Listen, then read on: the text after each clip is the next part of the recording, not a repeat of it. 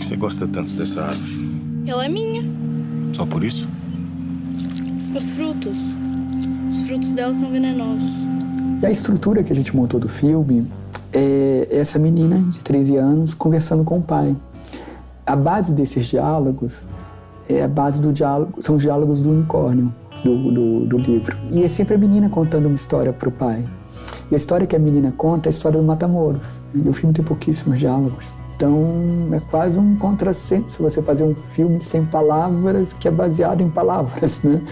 E aí o meu entendimento é assim, vamos trocar as palavras por silêncios, né?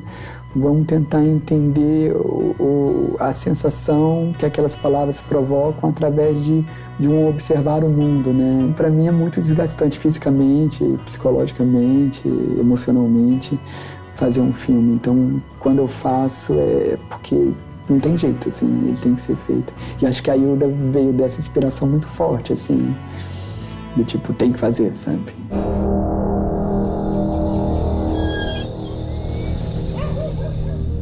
No filme, ela chega morta e depois ela morre mesmo. Quando ela percebe que ela é lida, que tem pessoas lendo quem ela é no mundo hoje, ela vai embora, uma espécie de limbo.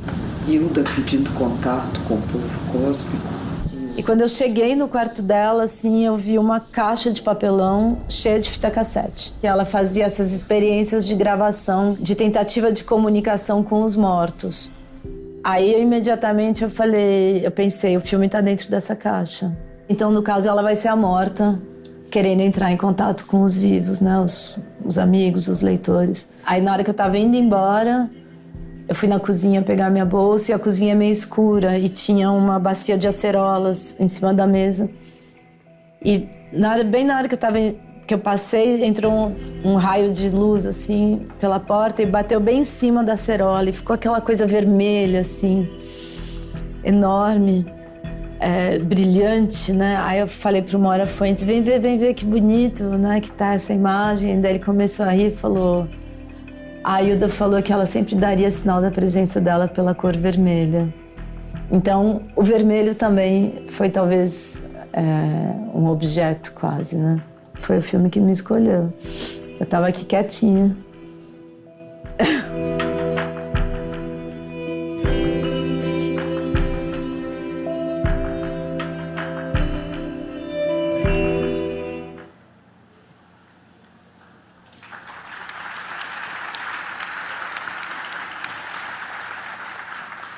Bom, boa tarde a todos, bem-vindos.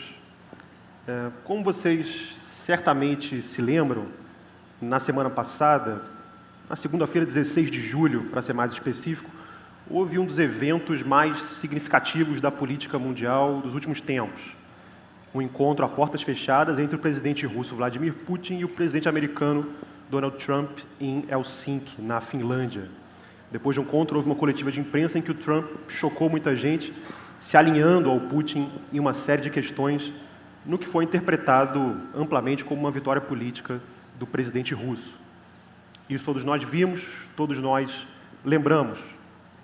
O que talvez menos gente se lembre é que a semana passada marcou também os 100 anos de outro evento de proporções históricas, a execução do último czar da Rússia, Nicolau II, que foi morto pelas tropas bolcheviques na madrugada de 16 para 17 de julho de 1918, com sua mulher Alexandra, seus 5 filhos e mais uma dezena de integrantes da corte dos Románov. Eles já estavam presos desde a Revolução Russa, em 1917, mas essa execução marcou o fim definitivo da dinastia Románov, que governou a Rússia desde o século XVII.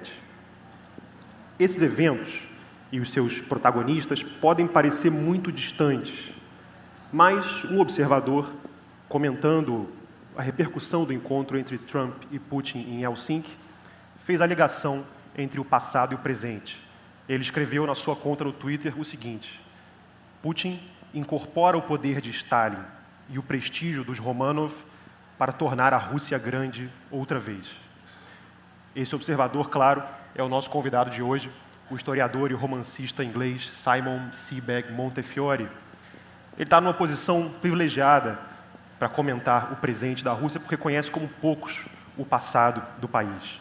O Simon é autor de 4 livros que, somando quase 4.000 páginas, acompanham mais de 4 séculos na muito turbulenta vida política russa. No livro Os Románov, de 2016, ele reconstruiu a saga dessa dinastia que construiu um império e o dominou por mais de 300 anos. E nos livros Stálin, A Corte do Tsar Vermelho, de 2003, e O Jovem Stálin, de 2007, ele investigou a vida e os tempos do homem que ajudou a derrubar os Románov e a erguer a União Soviética, dando uma nova face a esse império no século XX. Todos esses livros, que estão traduzidos em 49 idiomas, foram publicados no Brasil pela Companhia das Letras. A editora Agora lança aqui o livro que marcou o início da trajetória do Simon como historiador, Catarina, a Grande e Potemkin, uma biografia da mais importante imperatriz russa e do seu amante e principal ministro, que juntos governaram a Rússia por 3 décadas no final do século XVIII. Esse livro é fruto de extensa pesquisa, com base na vasta correspondência do casal, em documentos inéditos e no verdadeiro périplo que o Simon realizou pelo território do antigo império. Dessa forma, ele conseguiu transformar a informação bruta dos arquivos em uma narrativa vívida e envolvente que leva o leitor para os bastidores do poder, com uma ênfase toda especial nos detalhes mais brutais e mais picantes, como a gente vai ver aqui nessa conversa. Simon fez questão que eu avisasse a vocês que os direitos do livro Catarina, a Grande e Potemkin já foram vendidos para o cinema e a Catarina será interpretada pela Angelina Jolie.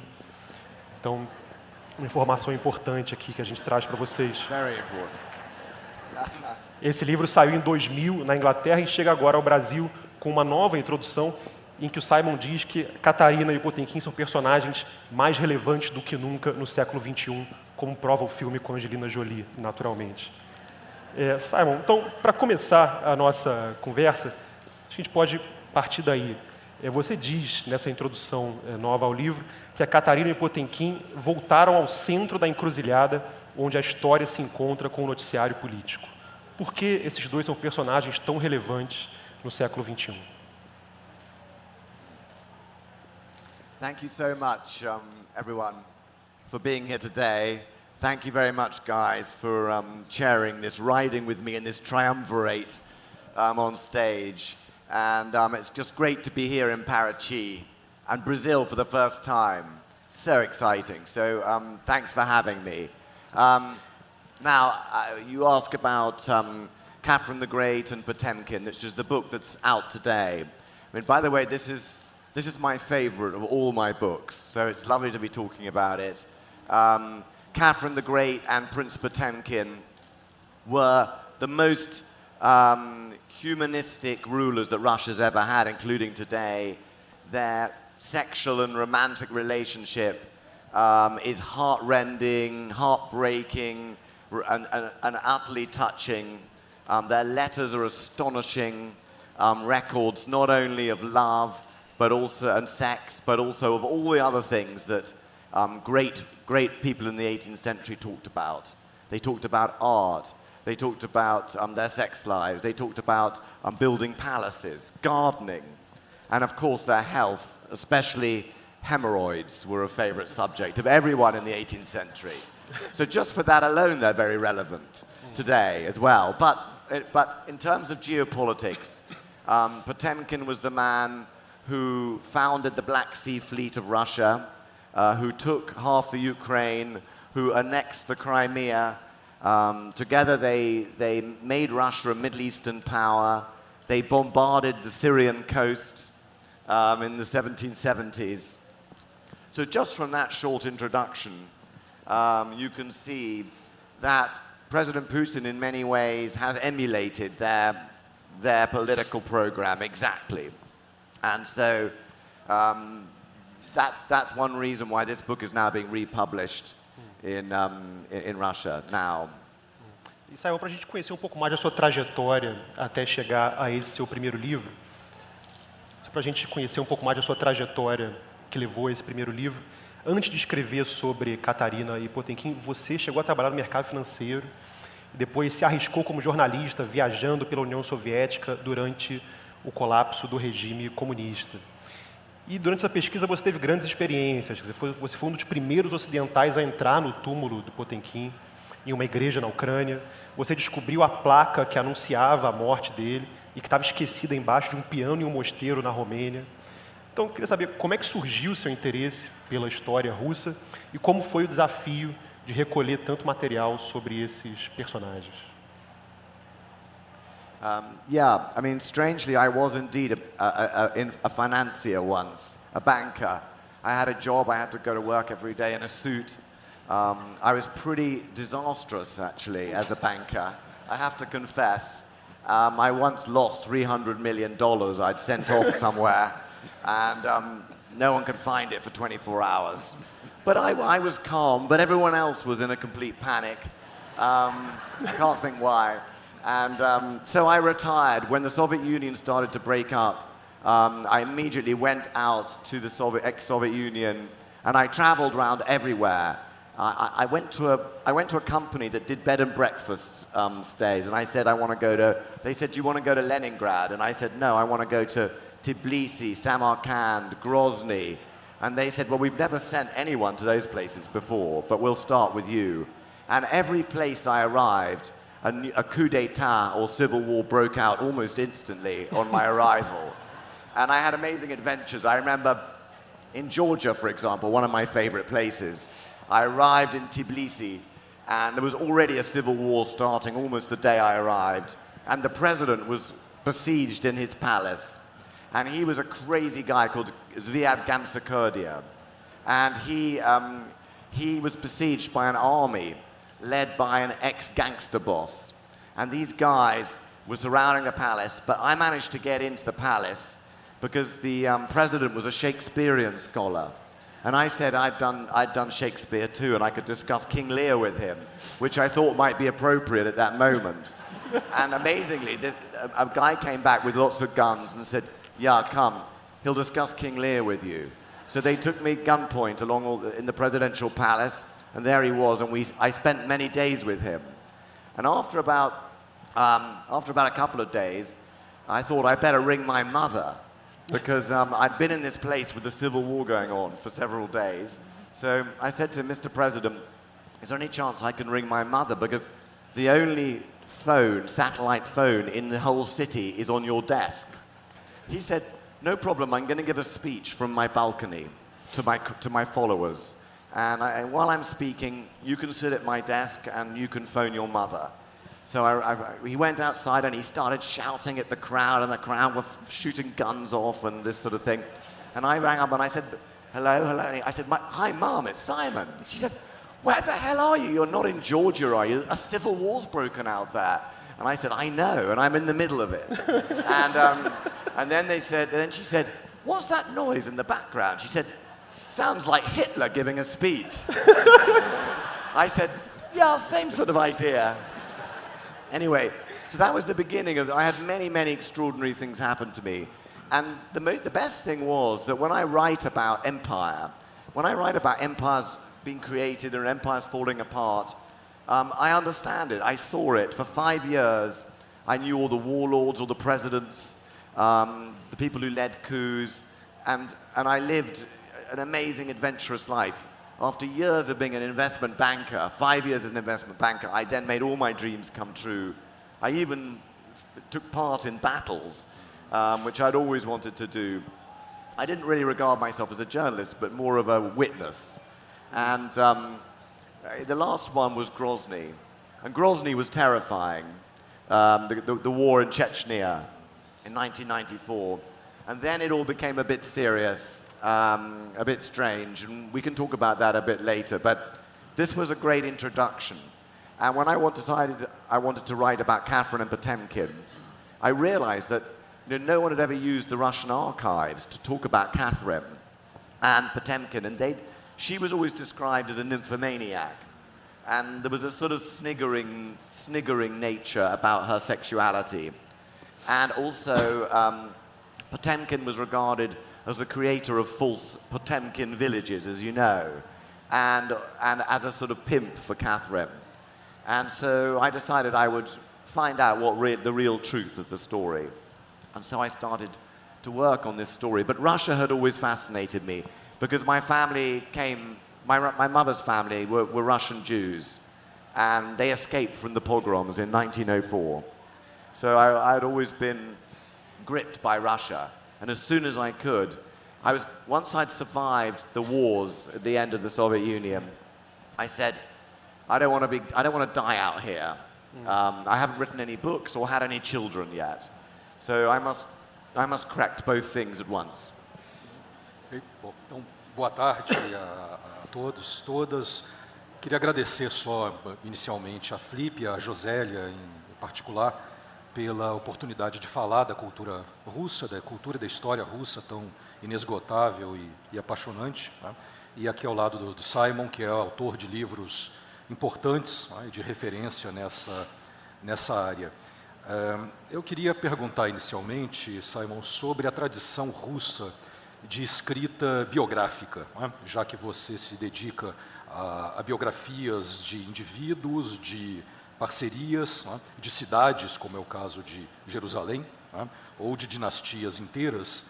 E nós sabemos que a Inglaterra tem uma longa tradição biográfica, a Rússia também tem. Né? A Rússia tem, por exemplo, uma coleção de estudos biográficos, de perfis biográficos, que talvez seja a mais longeva, a mais antiga do mundo, vem desde final dos anos 20, com Maxim Gorky, que chama-se A Vida das Pessoas Notáveis, e tem literalmente milhares de livros publicados. Né?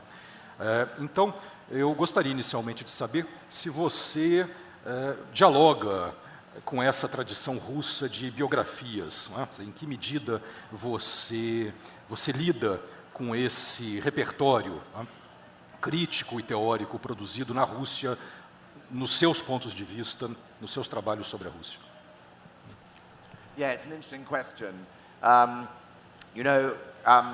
Russian biography in the West had traditionally, and I'm sure you know this yourselves if you read about Russian books, there was a tradition of kind of aristocratic French and English sort of writer travelers to write about Russia in a very, I think, a very sloppy way. So if you read old biographies, you will see that, that the same stories about Catherine the Great are told over and over again. Ladies and gentlemen, they're all wrong. So, the people who've worked on the archives show a different story. That's the first thing. In Russia itself, there's also a very strange tradition of biography. I mean, of course, they have this great tradition of Soviet encyclopediaism, you might call it. And in the 19th century, there was a great new tradition of going into the archives and writing about these great characters. And of course, I've used a lot of that research. But in the modern times, decisions were made about Russian leaders and Russian biography are called for purely political reasons. And so Stalin was the great arbiter of this. Now, when you think about Stalin, you often think about this kind of brutish Philistine. And though he was certainly brutal and murderous, he was also a connoisseur of books, weirdly. He was an autodidact. Wherever you went in his house, it was piled high with books. He had the huge library. He had to have a house built just to hold the library. And he read all the biographies, all the literature too. He read Dostoevsky.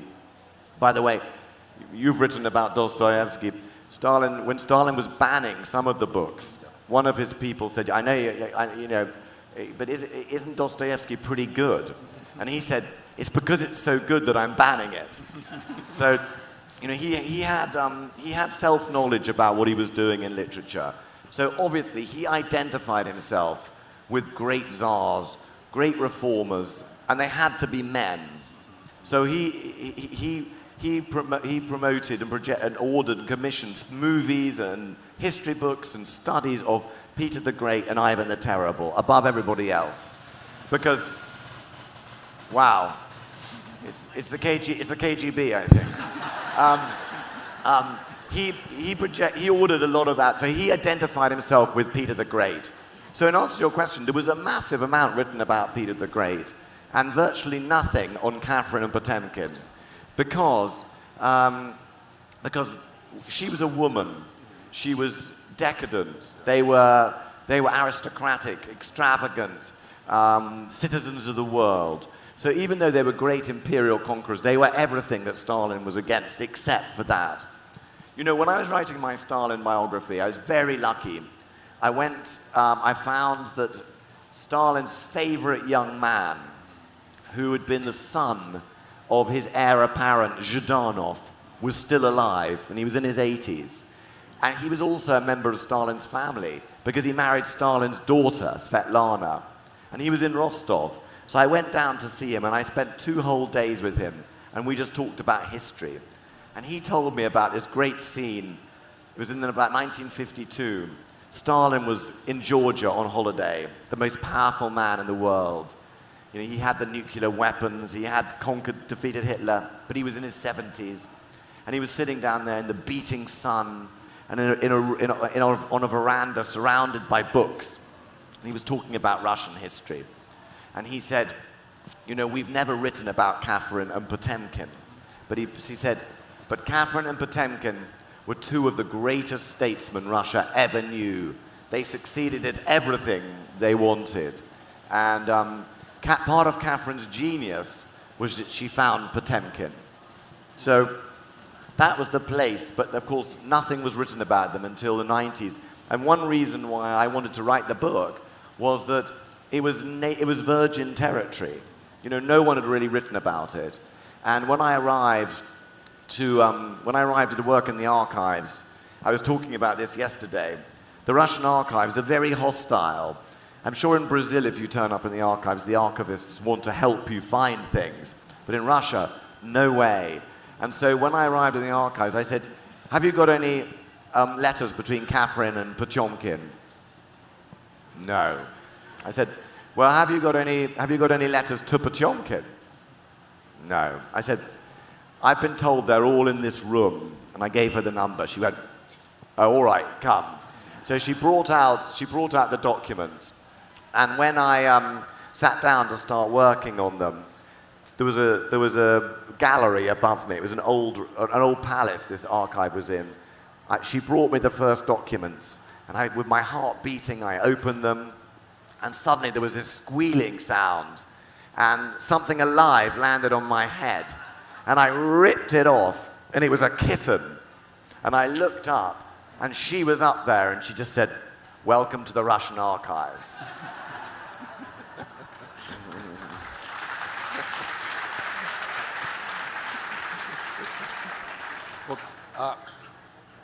Há uma série de questões e conceitos chave nos seus trabalhos, como intimidade, né?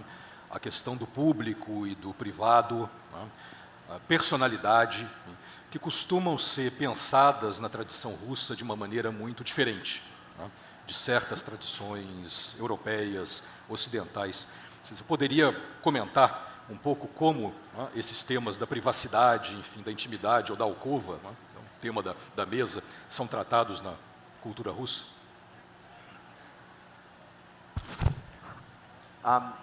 Traditionally in Russian culture, all power is secret, and there is no public manifestation of private life. That is the tradition, and there was a certain sanctimonious Puritanism in public Russian life, such as you especially saw in the 19th century Romanovs, for example, in the Victorian era, and also you saw in the Soviet Union, where you never saw Stalin's wife or Brezhnev's wife in public, and Putin has followed that to a certain extent. I mean, his family is a state secret. The irony of this, of course, is that Russia is also a country in which absolute rulers, autocrats rule. And in autocracies, the irony of this is that in autocracies, everything private is politically significant. Anyone in Russian, they say, the person who has access to the body, they use the word the body. And it's not a euphemism, it's literal. I mean, obviously, the person who is shaving the beard of the king, the person who is playing tennis with Boris Yeltsin became a billionaire. In Putin's Russia, all the people he knew from his childhood, his judo coach, are now very powerful people. So So this is the ironic situation. A further interesting twist on it, though I should say this is true in all systems, even in democracies. In England, I've known members of the royal family, I've known prime ministers, and even in a system where prime ministers are routinely disdained by everybody, there is still power emanating, there's still a court situation, and the slightest access to them still gives power. But when you look at America today, you understand, again, how an empire worked in the alcove.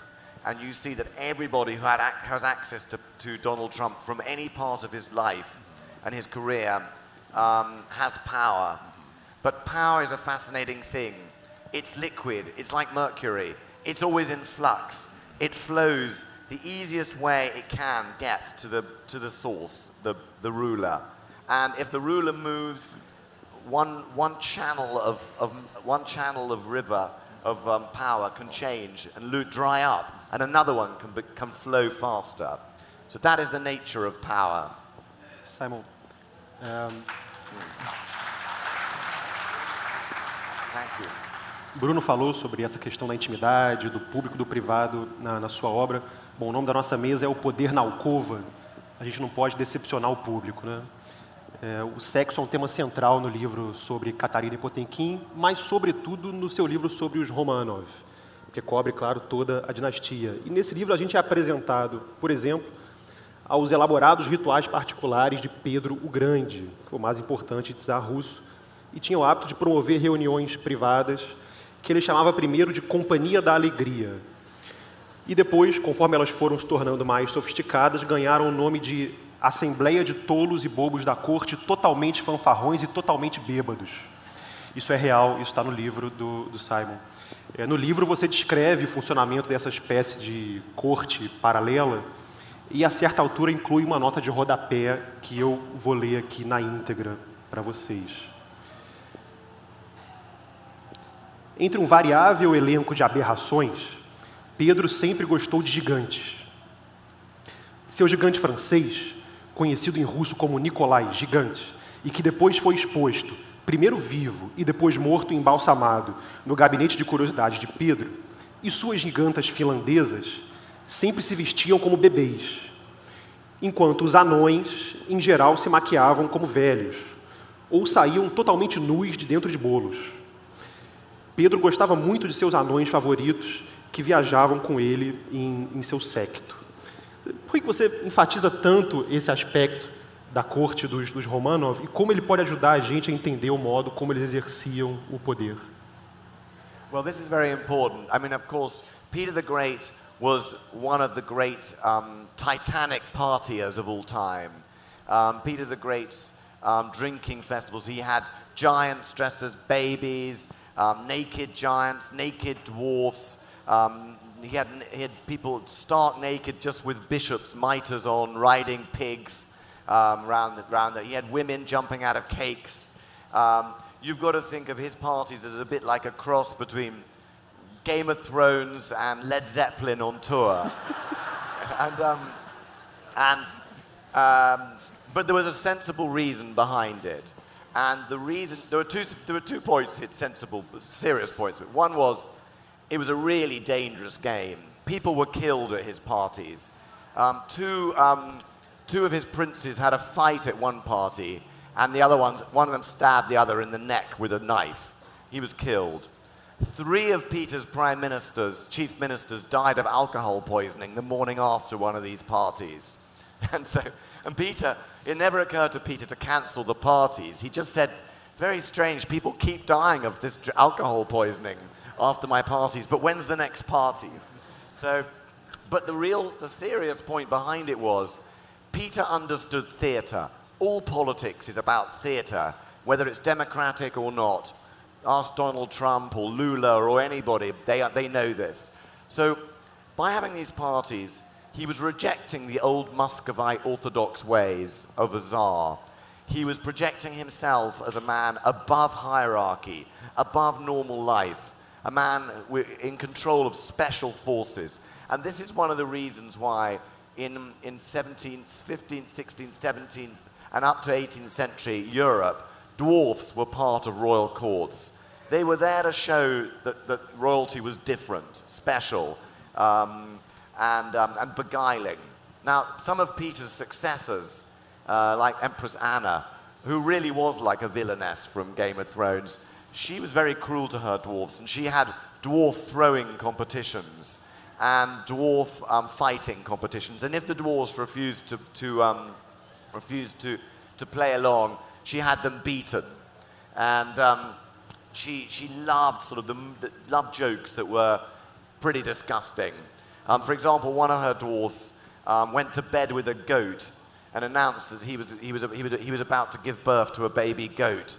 And the Empress went and visited the bedside and sat on the bedside. So she had grotesque tastes. Even in Catherine the Great's time, there were still dwarfs at court. But the Tsars liked to behave like Peter the Great in such a way as to show themselves special. And that's why Peter the Great often dressed as a normal bombardier, a normal junior officer or a sailor.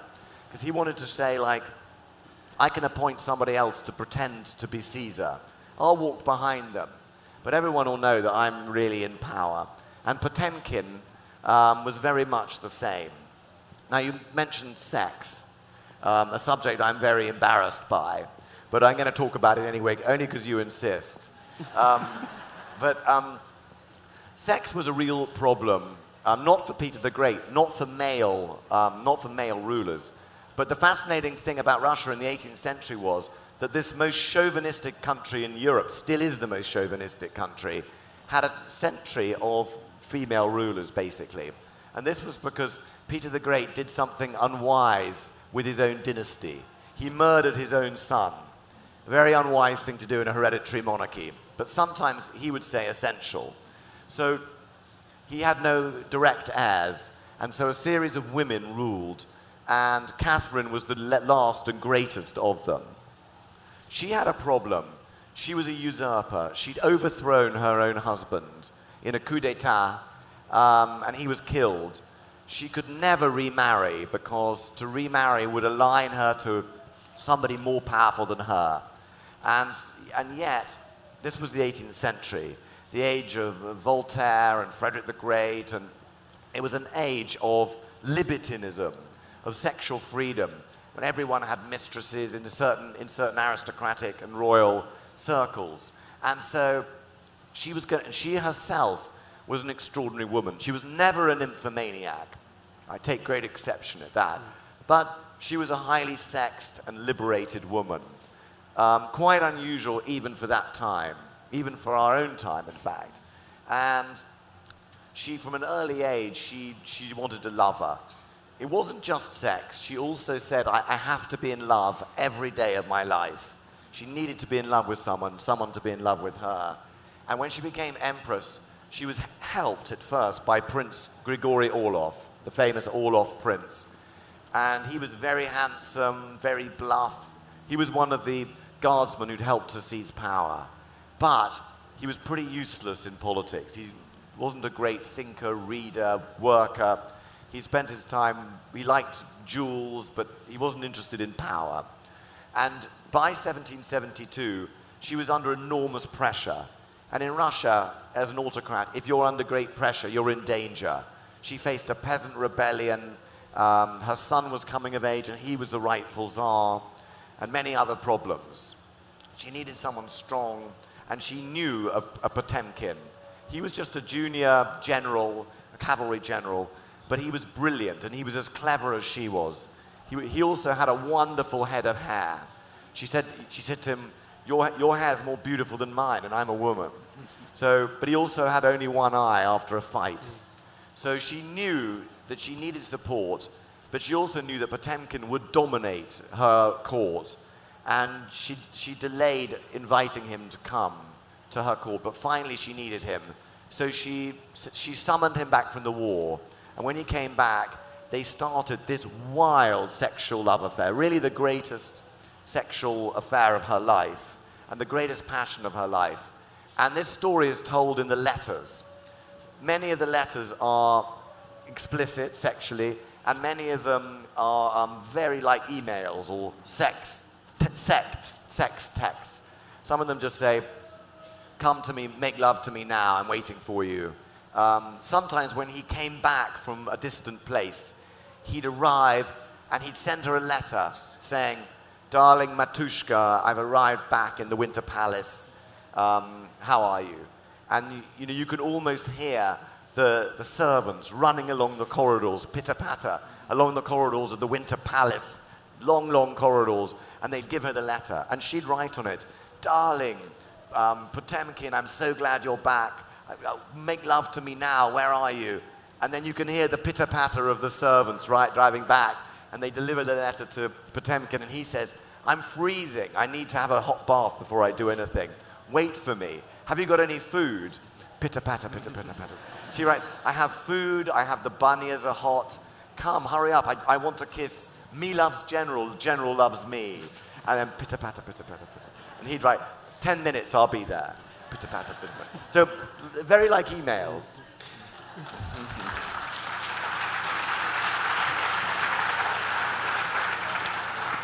Simon. Oh, yeah. Queria falar um pouco também sobre o seu trabalho sobre Stálin, a quem você dedicou, afinal, 2 livros, na verdade 3, porque o seu interesse por ele é antigo. Com 20 anos, você escreveu um romance chamado My Affair with Stálin. E mais tarde veio a publicar as 2 biografias célebres, Stálin e o jovem Stálin, com base em muito material inédito que você descobriu, como, por exemplo, textos de memórias de parentes próximos dele, inclusive da mãe do Stálin. Por que o interesse tão duradouro por esse personagem?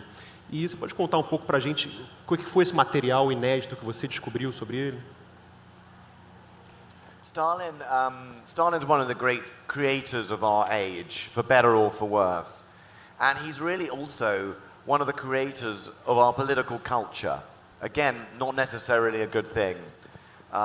It was him, for example, I mean, he was really the master of fake news. He understood how to spread news, how big lies work best.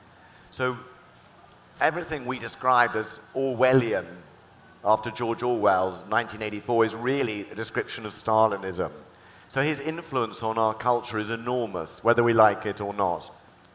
It's also worth remembering that in the Second World War, the Second World War was won on the Eastern Front by Stalin's Russia.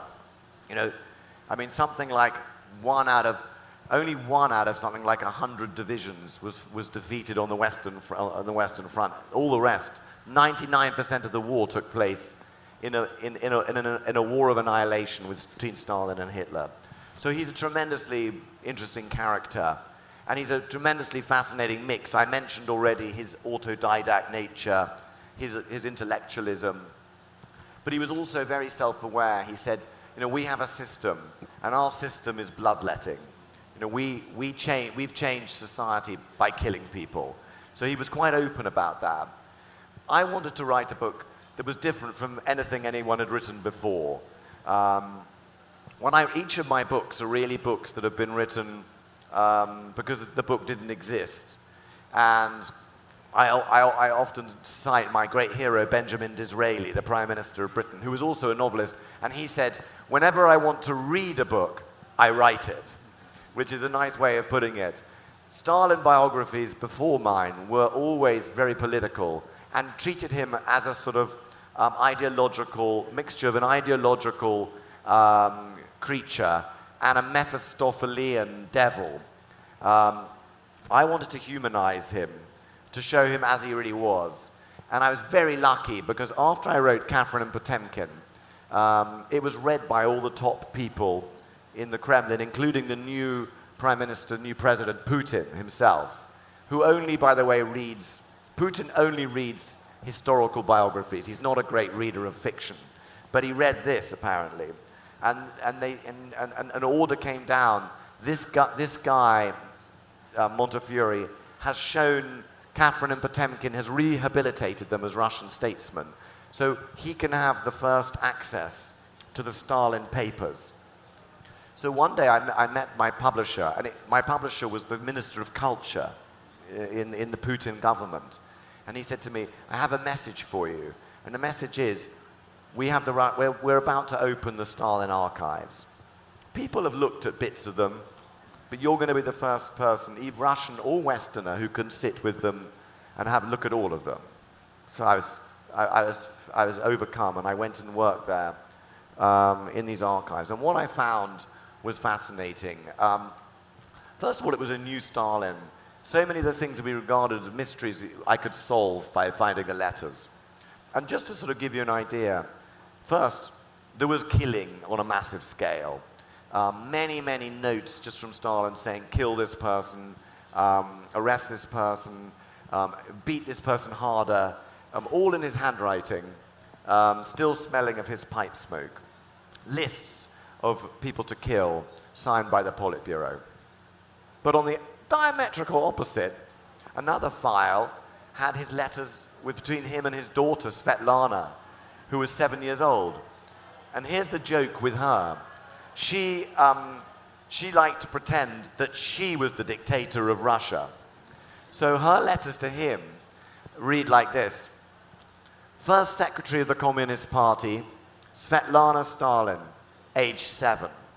To my Politburo, Stalin, Molotov, Beria, and the rest of the marshals of the Soviet Union, I hereby order all homework to be abolished in the Soviet Union forever. Signed, Svetlana Stalin. These letters are all signed by Stalin and the Politburo as well. And Stalin says, I obey your obedient peasant, Stalin, and so on. And they stuck these up on the fridge in their flat, in their apartment. So a real complex. Another thing I found was Stalin really loved to interfere with movies. So he wrote the song words to songs in musicals, for example, himself. And of course, the poor director had to use his version. So many extraordinary things, and even many jokes by Stalin, but a lot of chilling stuff too. And then there was the mother's memoir. And that's interesting because I'd always heard that Stalin's mother had written a memoir, but no one had seen it. And this is when I was doing Young Stalin, and I was in Tbilisi in Georgia. And I found out this correspondence between Stalin and his top people. This is what happened. His mother, about 1934, 35, his mother gave an interview to the Soviet equivalent of Hello magazine, saying, my wonderful son Stalin, he's so clever, I always knew he was going to be the greatest man in the world. Stalin was furious. He gave orders, no one is to interview my mother ever again. But the mother was a strong character, and she was in her 80s. One day she said, I want to write my memoirs. So all the officials looked at each other and they said, what are we going to do? Stalin says she's never to be interviewed again. But she said, I don't care what he said. I want somebody must write down and I'll speak. So they said, that's an interview. We can't do that. We can't do an interview. She said, I don't care what my son said. I'm doing it. So they did it. And after they'd finished with it, it's very short but very interesting. After they finished with it, she gave it to the head of the party in Beria in Georgia. And he had a problem which often happens in totalitarian states. I mean, Stalin's mother, the dictator's mother had done an interview, but the dictator had banned her from any interviews at all. What to do? He thought about it, and he came up with the perfect solution. File it, but file it in the wrong place. Okay. So that's why no one found it for 70 years. But when I went to the archive, I'd learned that the most interesting archive just says miscellaneous. It's because no one bothers with miscellaneous, but in Stalinist country, miscellaneous is where everything interesting is put. So when I arrived in those Georgian archives, they said, here's the correspondence of this and that. And I said, what's in miscellaneous? They said, nothing. No one's interested in miscellaneous. I said, bring me all of miscellaneous. And that's where it was. So.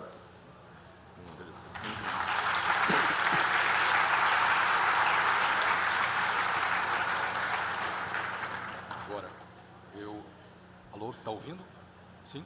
Eu queria passar agora a conversa para um campo mais literário, dos textos literários russos, porque, claro, a literatura russa é um aspecto central da vida cultural, mas também política, da Rússia, e menos no livro do Stálin, mas principalmente nos livros do Stálin, mas principalmente no livro sobre os Románov e sobre Catarina e Potemkin, os escritores russos, eles têm um papel talvez secundário no seu texto. Eles aparecem aqui e ali, pontuando o texto, como é o caso do Державин, um grande poeta da corte, no final do século XVIII, mas a impressão que se tem é que você tem uma relação muito forte com essas matrizes literárias russas na sua escrita, como, digamos, uma referência ou como modelo literário. Pode-se pensar, para citar dois autores que eu sei que você aprecia muito, o Tolstói, no caso das grandes sagas familiares, enfim, dos muitos personagens, e me parece também muito evidente o grande contista, judeu russo, que é o Isaac Babel, nessa visão de uma Rússia vital, violenta, exuberante. Então eu gostaria que você comentasse um pouco a sua relação como escritor, já que você também é um narrador de mão cheia, com esses textos. Nice question. I think, for me, Russian literature, in Russia, in a country like Russia, as Mandelstam said, Mandelstam, who was killed by Stalin, in effect, Mandelstam said, you know, in Russia, they really respect poets. They kill them. You know, you're killed for it. And that basically sums up the importance of, you know, writers in Russia, or in any totalitarian state. I'm beginning to think that now writers are going to become important again today. I think this is a slightly different subject, but I'm beginning to feel, with what's happening in Europe and America, that writers are going to be essential in fighting, as they were in the 19th century in Russia, so for example, and that we're all going to have to fight for rights that we took for granted in the last 70 years. So again, this is kind of something irrelevant and important. Literary festivals like this will be very important politically too, not just in Brazil but everywhere, maybe in America particularly. So in Russian culture, there's always been a special role for the writer ever since Pushkin, and Pushkin is a major character in my Romanov's book. He created modern Russian writing. He lived an amazing life. He died tragically of a duel. He was a wonderful. He was hilarious. He was a wit. He was a shameless womanizer, and he was a dissident. He was really the first literary dissident in Russia. The Tsar himself made him his personal censor, Nicholas I, who was an oath, by the way, so shouldn't have been censoring anybody, yet alone the greatest poet of all time. Similarly, this was a tradition. Alexander III made himself the censor of Tolstoy. Stalin made himself the censor of everybody. And of course, it's under Stalin that, you know, Russian literature, you had someone like Mandelstam, whose Stalin handled the cases of Russian writers himself. On Mandelstam's arrest warrant, he said, deport but preserve. He said isolate but preserve. But in fact, Mandelstam died on the way to the prison camp. When they told him they wanted to arrest Pasternak, the poet and author of Dr. Zhivago, Stalin said, nah, leave that cloud dweller in peace. And he understood very much public relations. If he was alive today, he would definitely have tweeted a lot every day. But instead, he did things like, he liked to suddenly telephone a writer at their apartment block. And the writers would pick up the phone, the guy would, there was only one telephone in each apartment block. So the phone would ring and somebody would go, yeah, who is it? And they'd go, hold the line for Stalin. So they'd go, piss off, put the phone down like this. Then they'd ring again. It's Comrade Stalin, hold the phone for Comrade Stalin. And then they'd begin to think, God, what if it is Stalin? So, for example, when he phoned up Pasternak, Pasternak said, is this really you? Like this. It was like being called by God. But he knew that everyone would hear about it and see it. As for Isaac Babel, he's one of my great heroes. He did something very rash. He was a Jewish writer from Odessa. If you haven't read his stories, his Red Cavalry and other stories, you must read them. But he made a terrible mistake. He had a sexual affair with the wife, the very sexy Jewish wife of Yezhov, the head of the NKVD, Stalin's poison dwarf. And when Yezhov was killed, everyone around him fell too. Because under Soviet Union, a group of friends was like a group of mountain climbers, all roped together on the mountainside. When one fell, they all fell. So he was shot on Stalin's orders, heartbreakingly. As for me, I was inspired by that, and I based my trilogy of novels, which I've written about Russia, the Moscow trilogy, is based on a character who's based on Babel. But as for my own writing of these books, my philosophy is, this is my history books, is anyone can write a history book that no one can read. That's easy. The struggle is to write something that anybody can read. And what I want to do with my books is to do the academic research, find new material, and then to write something that can be read by anyone, like my mother, for example, who I mentioned earlier. She's my test case, and she reads my books for me, even though she's 92. And if she says, yeah, it's okay, or she says, rewrite it, it's gibberish, no one will understand it. So... Pode ler uma questão, talvez. Pode. Nosso tempo está quase chegando ao fim. Temos tempo para uma última pergunta. Acho que uma coisa que pode também. I think we should have a. Yeah. Wait, we've got to have a drink. I mean, this is. First of all, I mean, we'll just have a small one just to keep us going. É a nossa saideira, gente. This is nothing like Peter the Great would have had, of course, but. It's just because I love this drink. I love being here in Brazil, and I think this cachaça is the most delicious stuff. So we've got to have some. And I just Russian style. Russian style. Russian style. But I just want to say thank you to all. This is to Brazil, to Paraty, to Flip, to my publishers, and thank you very much. Zdrowie.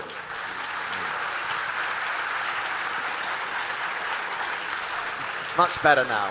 Yeah. Carry on. Agora a última pergunta. Para encerrar, você já disse, comentou aqui que o Putin se inspira em muitos dos czares e já comentou que o Trump gostaria de ser o primeiro czar americano. Yes. I mean, I think... Você só... Yeah. Como é que essa figura do czar que você estudou tanto, sobre quem escreveu tanto, pode ajudar a gente a entender esse tipo de figura política de hoje? The studying of czars is relevant today. I mean, first of all, of course, in Russia. If you look at the way that, for example, President Putin functions, how he works politically, yes, there's a lot of modern trimmings. He's not wearing a uniform with golden braid. He's not holding parades all the time with courtiers with fancy titles. There's the trappings of a modern democratic state. There's television, there are elections, but actually the way he rules, one man with all the power, a tiny group of friends and colleagues competing for his favor, being given vast fortunes. This is very similar to the way Stalin ruled and to the way the Tsars ruled. More similar to the Tsars than Stalin, because Stalin had an ideology. He was a Marxist, so fanatical that he described himself as quasi-Islamic in his fanaticism. But Putin has no ideology. He just looks at the Tsars, the rulers of Russia, in terms of their success. His heroes are Peter the Great, All Russian rulers want to be Peter the Great, by the way. Peter the Great, Catherine the Great, Alexander I and II, Alexander III. He hates Nicholas II and Gorbachev, whom he regards as the biggest failures of czars. So the study of the czars is very relevant today in Russia. But now we have an interesting situation. Autocracy is on the rise in the world. People, even in democracies, feel distrust and uncertainty and fear of the shifting weaknesses of democracies. And they are all looking now for autocracies, autocrats. In Turkey, for example, in Russia, in Israel, all over the world. So that has also included the United States of America, as we know. But Trump is a peculiar sort of person. I really believe a part of his obsession with Russia is on several levels. By the way, it's perfectly possible he is a Russian spy. It's perfectly possible. But there are also psychological explanations for his behavior that work too. The first one is that he really worships the plenitude and pomp of power, of political power. He hates senators and pundits and intellectuals. All his life, he was ignored by these sort of people and treated as a joke. If you speak to powerful people in New York, I lived in New York for 5 years, if you speak to them, they used to literally laugh when he came into a room and leave the room. So partly, he wants vengeance on the people that mocked him. Secondly, he has contempt for democracy. Thirdly, as a New Yorker growing up, I think he really worshipped his real, very definition of success was the gangster bosses who ruled New York. Lucky Luciano, Vito Genovese, The Sopranos, Don Corleone. And he dreamed that is real power, not the sort of power you get in a democracy. So I think when he looks at the world, he's very drawn to people like Kim Jong-un, who can just have people assassinated just by giving an order. And of course, Putin. Putin is the sort of tough boy in the schoolyard that all the other boys want to be. He's the guy who's the head of the football team. And so I think a lot of this is to do with a very strange and inadequate man having a schoolboy crush on another guy. And I think some of it is as simple as that. But other things, there's a political aspect, and the political aspect is that they share a distrust of rules, a contempt for hypocrisy in high places, a disgust for the chaos of democracy. And so they really do, certainly Trump feels that they have something in common, and both want to make their nations great again. So yes, I think, and lastly, of course, Trump comes to power with his family. He treats his ministers like courtiers. Yes, he wants to be the first American czar, and he may well succeed. Obrigado, Simon. Obrigado, Bruno. Thank you. Obrigado a todos. Boa tarde. Thank you. Thank you very much.